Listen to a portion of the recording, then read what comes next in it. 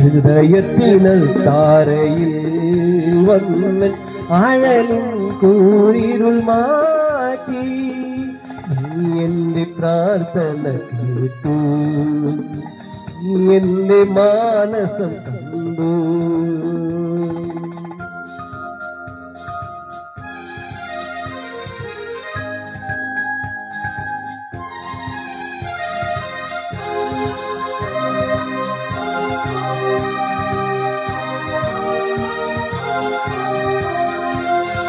ചെന്നായ്ക്കളെ പോലും പുള്ളിമാനാക്കുന്ന നിൻ സ്നേഹമുന്തിരി പൂക്കൾ, ചെന്നായ്ക്കളെ പോലും പുള്ളിമാനാക്കുന്ന നിൻ സ്നേഹമുന്തിരി പൂക്കൾ എന്നും ചൊരിയണമീ ഭവനത്തിൽ കണ്ണീരിൻ യോർദാൻ കരയിൽ, ഇന്നും ചൊരിയണമീ ഭവനത്തില് കണ്ണീരിൻ യോർദാൻ കരയിൽ.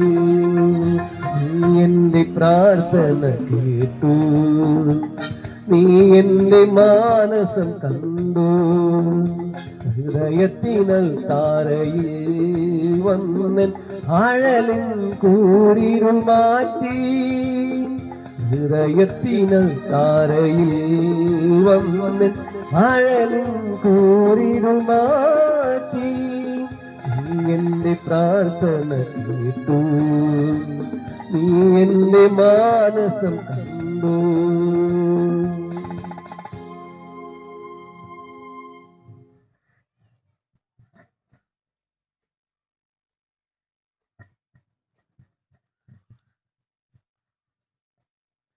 ഈ ശബ്ദപരിധിക്കുള്ളിൽ ഞങ്ങളെ അടുത്തും അകലെയുമായി ശ്രവിക്കുന്ന ഈ ദേശത്തെ നല്ലവരായിരിക്കുന്ന ദേശനിവാസികൾക്ക് ഞങ്ങളുടെ അഭിവാദ്യങ്ങൾ.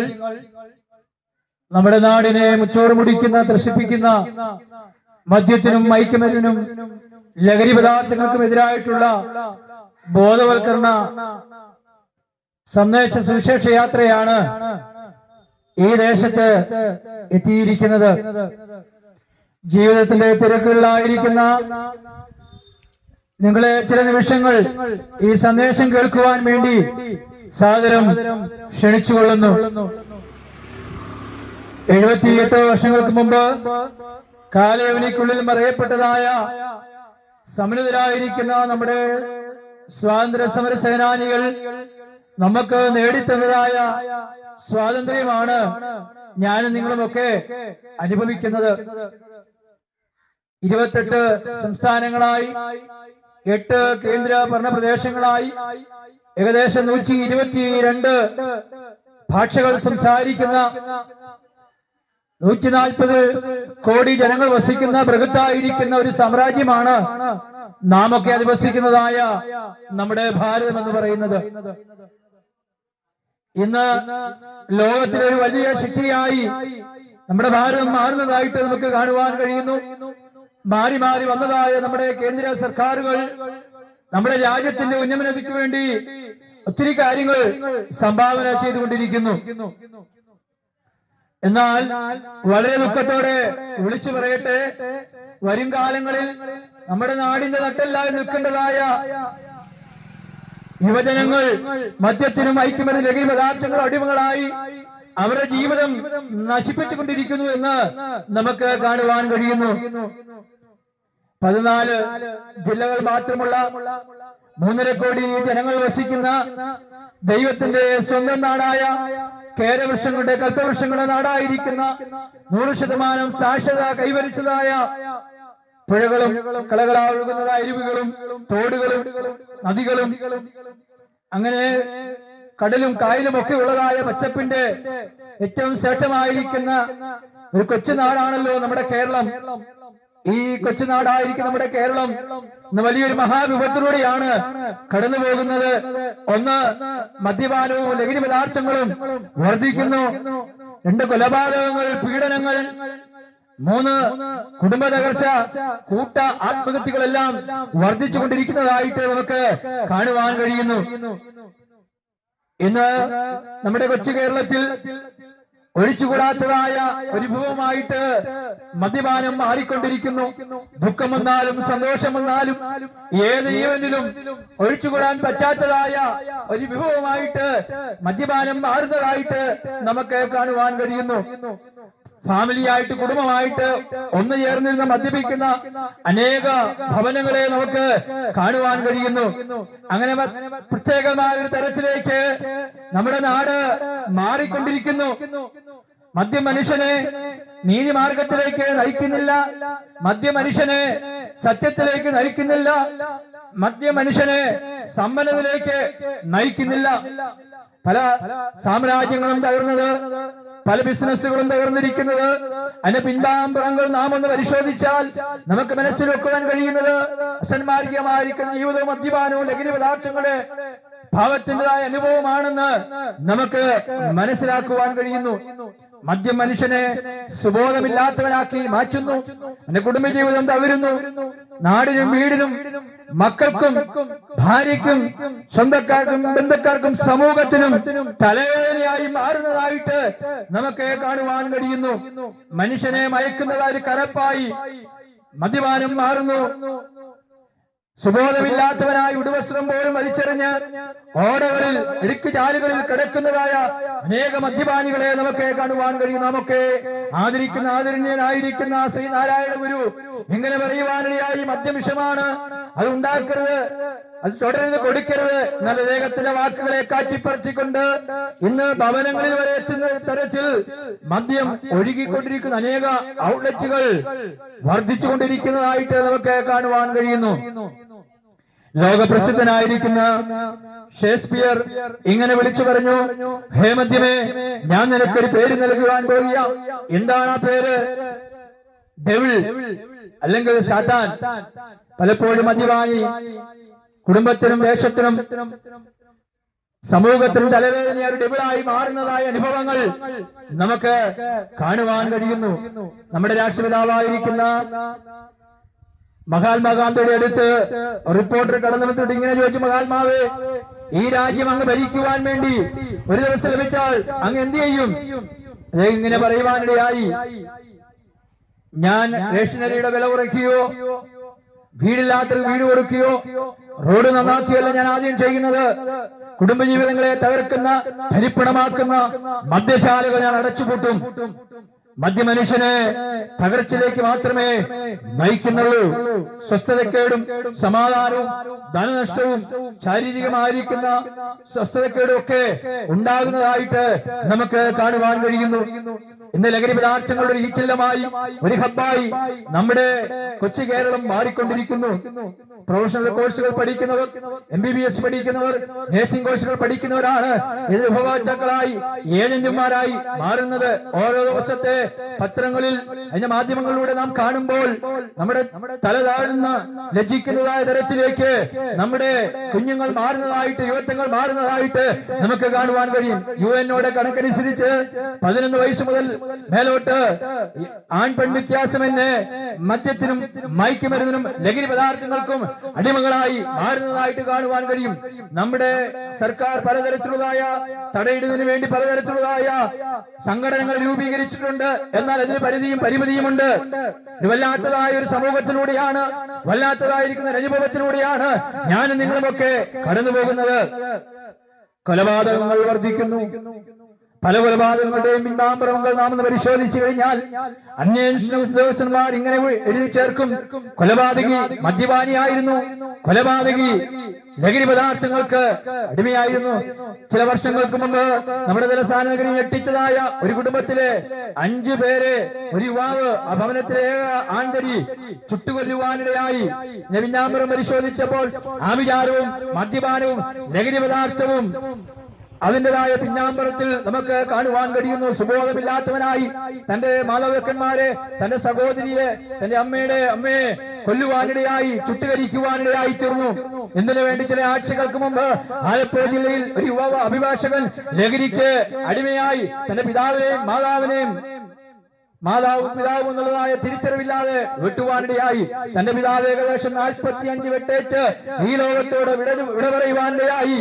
നൊന്ത് പ്രസവിച്ചത് മാതാവ് മരണശയ്യയിൽ കിടക്കുന്ന അങ്ങനെ എത്രയോ ഞെട്ടിപ്പിക്കുന്നതായ സംഭവങ്ങൾ നമ്മുടെ കൊച്ചു കേരളത്തിൽ 14 ജില്ലകളിൽ 3.5 കോടി ജനത്തിന്റെ ഇടയിൽ നടക്കുമ്പോൾ ഒരു വല്ലാത്തതായ ഒരു സമൂഹത്തിൽ ഒരു വല്ലാത്തതായ ഒരു അനുഭവത്തിലേക്ക് നമ്മുടെ യുവതലമുറകൾ മാറുന്നതായിട്ട് നമുക്ക് കാണുവാൻ കഴിയുന്നു.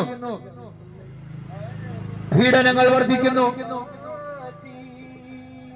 തന്റെ പെൺമക്കളായി പോലും ചിന്തിക്കാതെ പീഡിപ്പിക്കുന്ന പിച്ചി ചീന്തുന്നതായ ബാപ്പമാർ, ഉപ്പമാർ, അച്ചായന്മാർ, അച്ഛന്മാരെ കാണുന്നു. സാക്ഷരത കേരളം തലതാഴ്ച ലജ്ജിക്കേണ്ടതായ കാലം കഴിഞ്ഞുപോയിരിക്കുന്നു. അങ്ങനെ വല്ലാത്തതായ ഒരു അനുഭവത്തിലൂടെയാണ് നാമൊക്കെ കടന്നുപോയിക്കൊണ്ടിരിക്കുന്നത്. നൊന്ത് പ്രസവിച്ചതായ കുഞ്ഞുങ്ങളെ കഴുത്തിൽ വലിച്ചെറിഞ്ഞ്, ചവിട്ടുകൊട്ടയിൽ വലിച്ചെറിഞ്ഞ്, ഞെക്കിക്കൊന്ന് ഈ ലോകത്തിൽ അല്പസുഖത്തിന് വേണ്ടി, ജഡത്തിന് ഇച്ഛയ്ക്ക് വേണ്ടി ഓടി ഒളിക്കുന്ന കാമുകന്മാരായി ഓടി ഒളിക്കുന്ന മാതാക്കന്മാരുള്ളതായ ഒരു നാട്ടിലാണ് ഞാൻ നിങ്ങളുമൊക്കെ ആയിരിക്കുന്നത്. സമൂഹത്തിൽ ഒറ്റപ്പെട്ട്, ദേശത്തിനും ഒറ്റപ്പെട്ട്, കുടുംബത്തിൽ ഒറ്റപ്പെട്ട അവസാനം ഒരുമിടം കയറിൽ ജീവിതം അവസാനിപ്പിക്കുന്ന അനേക കൂട്ട ആത്മഹത്യകൾ നമ്മുടെ ദേശത്ത് വർദ്ധിച്ചു കൊണ്ടിരിക്കുന്നു. എന്താണ് ഇതിന് കാരണം? എന്താണ് ഇതിന് പ്രതിവിധി? ഇന്ന് പകൽക്കാല ദേശത്തോട് എനിക്ക് വിളിച്ചു പറയുവാനുള്ളത്, മറ്റൊരുത്തിനും രക്ഷയില്ല. രക്ഷിക്കപ്പെടുവാൻ ആകാശത്തിന് കീഴിൽ മനുഷ്യരുടെ ഇടയിൽ നൽകപ്പെട്ടിരിക്കുന്ന ഏകനാമം യേശു ക്രിസ്തു എന്ന നാമമാണ്. ആ നാമത്തിലൂടെ മാത്രമേ യഥാർത്ഥമായിരിക്കുന്ന സമാധാനവും സന്തോഷവും രക്ഷയും ഒരു മനുഷ്യന്റെ ജീവിതത്തിൽ കടന്നു വരുവാൻ കഴിയത്തുള്ളൂ. കാലം തികഞ്ഞു, ദൈവരാജ്യം സമീപിച്ചിരിക്കാൻ മാനസാന്തരപ്പെട്ട് സുവിശേഷത്തിൽ വിശ്വസിക്കുകയും ദാവീദിന്റെ സന്തതിയായി ജനിച്ച് മരിച്ചുയർത്തെഴുന്നേറ്റ യേശു ക്രിസ്തുവിനെ ഓർത്തുകൊള്ളുകയും അതാകുന്നു ഞങ്ങളുടെ സുവിശേഷം. ഈ ലോകത്തെ സൃഷ്ടിച്ച, ഈ പ്രപഞ്ചത്തെ വിളിച്ചു വരുത്തിയ മനുഷ്യനെ സൃഷ്ടിച്ചൊരു സൃഷ്ടിതാവുണ്ട്. അതാണ് ദൈവം എന്ന് പറയുന്നത്. ആ ദൈവത്തെ ഭയപ്പെടാതെ, ആ ദൈവത്തെ വിശ്വസിക്കാതെ, ആ ദൈവത്തെ മനസ്സിലാക്കാതെ മനുഷ്യന്റെ മനോഗതിയിൽ വരുന്നതായ ചിന്തനങ്ങൾക്കനുസരിച്ച് ഓടുമ്പോൾ അവൻ പാപം ചെയ്യുവാൻ വ്യഗ്രതയായിത്തീരുന്നു. ഞാൻ വിളിച്ചു പറയുന്ന സത്യ സുവിശേഷം, സത്യവേദ പുസ്തകത്തിൽ ഇങ്ങനെ വിളിച്ചു പറയുന്നു: ഏകമനുഷ്യരാൽ പാപവും പാപത്താൽ മരണവും ലോകത്തിൽ കിടന്നു.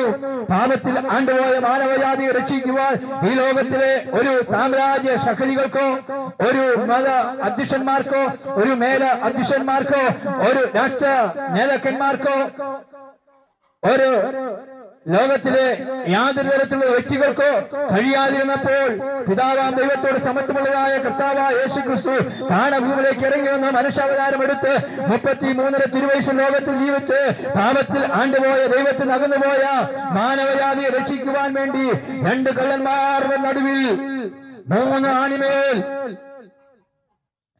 കാൽവരുടെ കുലമരത്തിൽ തകരുവാനിടയായിട്ടുണ്ട്.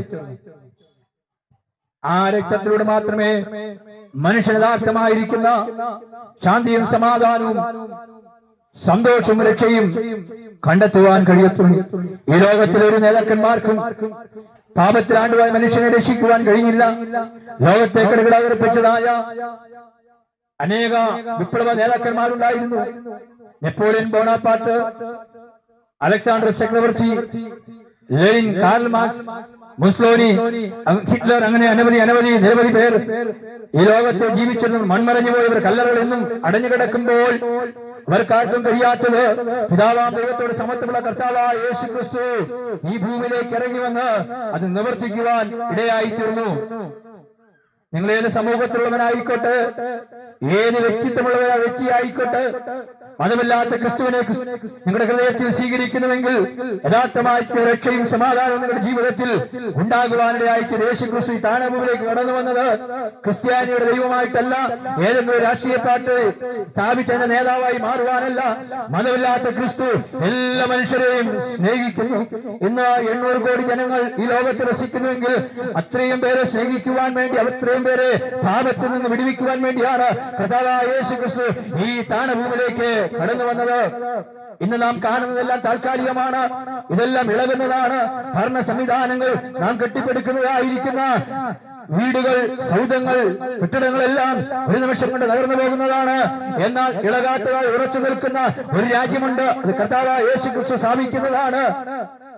ആ നിത്യതയിൽ, ആ ഇളകാത്തതായ നിത്യരാജ്യത്ത് നിങ്ങൾ എത്തണമെങ്കിൽ യഥാർത്ഥമായി യേശുവിനെ നിങ്ങളുടെ ഹൃദയത്തിൽ രക്ഷിതാവും കർത്താവുമായിട്ട് സ്വീകരിച്ചാൽ മാത്രമേ അതിലെത്തുവാൻ കഴിയത്തുള്ളൂ. ഒരു നാഥയുമില്ലാത്തവരായി ജീവിച്ചവരാ ഞങ്ങളെ ഈ സന്ദേശങ്ങൾ മുഖാന്തരം യേശുവിലേക്ക് കടന്നു വന്നത് കൊണ്ടാണ് ഈ ദേശത്ത് നിന്ന് ഇങ്ങനെ വിളിച്ചു പറയുന്നത്. മറ്റൊരുത്തിനും രക്ഷയില്ല, നാം രക്ഷിക്കപ്പെടുവാൻ ആകാശത്തിന് കീഴിൽ മനുഷ്യരുടെ ഇടയിൽ നൽകപ്പെട്ടിരിക്കുന്ന ഏകനാമം യേശു എന്ന നാമമാണ്. നിങ്ങൾ തകർന്നവരാണോ? കുടുംബജീവൻ തകർന്ന അനുഭവത്തിലാണോ? മദ്യപാനിയാണോ? ലഹരി പദാർത്ഥങ്ങൾക്ക് അടിമയാണോ? ഇനി ജീവിക്കുവാൻ യാതൊരു തരത്തിലും ഇനി താല്പര്യമില്ലാത്തതായ വ്യക്തിയാണോ? മതമില്ലാത്ത ക്രിസ്തുവിനെ നിങ്ങളുടെ ഹൃദയത്തിൽ രക്ഷിതാവും കർത്താവുമായിട്ട് സ്വീകരിക്കണമെങ്കിൽ ഇതുവരെ ലഭിക്കാത്തതായ രക്ഷയും സമാധാനവും സന്തോഷവും നിങ്ങളുടെ ജീവിതത്തിൽ ഉണ്ടാകുവാനിടയായിത്തീരും. ഒരു കാര്യം, നിങ്ങളായിരിക്കുന്നിടത്ത് യേശുവേ എന്റെ രക്ഷിതാവും കർത്താവുമായിട്ട് സ്വീകരിക്കും. അങ്ങനെ ഹൃദയത്തിൽ ജീവിതത്തിൽ ഒരു മാറ്റം തരണമേ എന്ന് നിങ്ങളായിരിക്കുന്നിടത്ത് എന്ന് പറഞ്ഞാൽ നിശ്ചയമായും നിങ്ങളുടെ ജീവിതത്തിൽ വലിയ മാറ്റം ഉണ്ടാകുവാൻ ഇടയായിത്തീരും. അതിനായിട്ട് കർത്താവായ യേശു നിങ്ങളെ അവിടുന്ന് സഹായിക്കട്ടെ എന്ന് ഞാൻ മാത്രമായിട്ട് പ്രാർത്ഥിക്കുന്നു. ഈ സന്ദേശം കേട്ട ജീവിതത്തിൽ സമാധാനം, സന്തോഷവും രക്ഷയും കർത്താവ് നൽകട്ടെ. ഈ കാണുന്നത് താൽക്കാലികമാണ്, ഇതെല്ലാം തകർന്നു പോകും. ലോക സംഭവങ്ങൾ അതെല്ലാം വിളിച്ചറിയിക്കുന്നു. ജാതിയോടും രാജ്യത്തോടും എതിർക്കുന്നു. ഭയാനകമായിരിക്കുന്ന സംഭവങ്ങൾ ലോകത്ത് നടക്കുവാൻ പോകുന്നു. അതിനു മുമ്പ് കർത്താവായ യേശു ക്രിസ്തു തനിക്ക് വേണ്ടി കാത്തിരിക്കുന്നതായ തന്റെ ഭക്തന്മാരെ ചേർക്കുവാൻ കടന്നു വരുമ്പോൾ ഈ ദേശത്തുള്ളവരും ആ കർത്താവിനോട് ചേർന്ന് ഇളകാത്ത രാജ്യത്തിന്റെ അവകാശികളായി മാറുവാൻ അവിടുന്ന് സഹായിക്കട്ടെ എന്ന് ഞാൻ ആത്മാർത്ഥമായിട്ട് പ്രാർത്ഥിക്കുന്നു. ഈ സന്ദേശം കേട്ടതായ എല്ലാവരുടെ ജീവിതത്തിൽ കർത്താവിന് അനുഗ്രഹം ഉണ്ടാകട്ടെ. ആരും നശിച്ചു പോകാതെ നിത്യയുടെ അവകാശികളായി മാറുവാൻ ദൈവം അവിടുന്ന് സഹായിക്കട്ടെ എന്ന് ഞാൻ ആത്മാർത്ഥമായിട്ട് പ്രാർത്ഥിക്കുന്നു. കർത്താവ് നിങ്ങളേവരെയും അവിടുന്ന് അനുഗ്രഹിക്കുമാറാകട്ടെ. ആമേൻ.